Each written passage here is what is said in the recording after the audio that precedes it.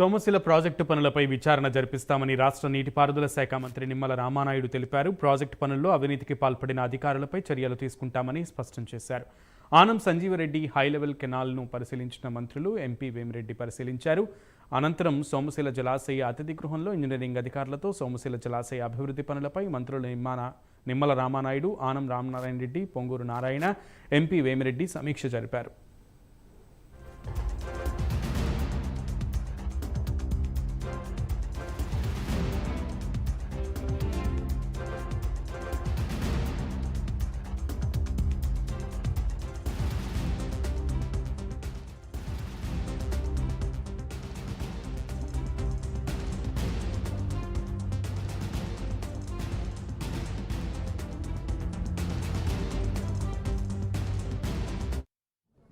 ఈరోజు ఆంధ్రప్రదేశ్ రాష్ట్రంలో ఏ ప్రాంతానికి వెళ్ళినా, ఏ రిజర్వాయర్కి వెళ్ళినా, ఏ ప్రాజెక్టుకి వెళ్ళినా జగన్మోహన్ రెడ్డి విధ్వంసం అడుగడుగున కూడా కనిపిస్తున్నటువంటి పరిస్థితి.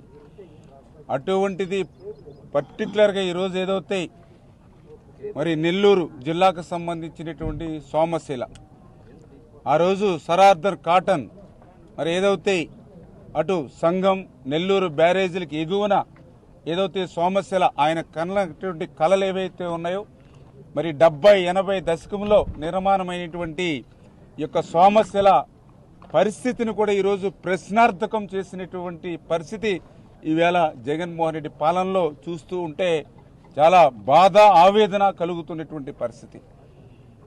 ఏదైతే ఇంత చరిత్ర కలిగినటువంటి సోమశిల ప్రాజెక్టు ఏదైతే ఉందో మరి దీనికి కూడా ప్రమాదం, పెను ప్రమాదం ఏర్పడేటువంటి పరిస్థితుల్ని మరి జగన్మోహన్ రెడ్డి కల్పించాడని అంటే ఆయన విధ్వంసం.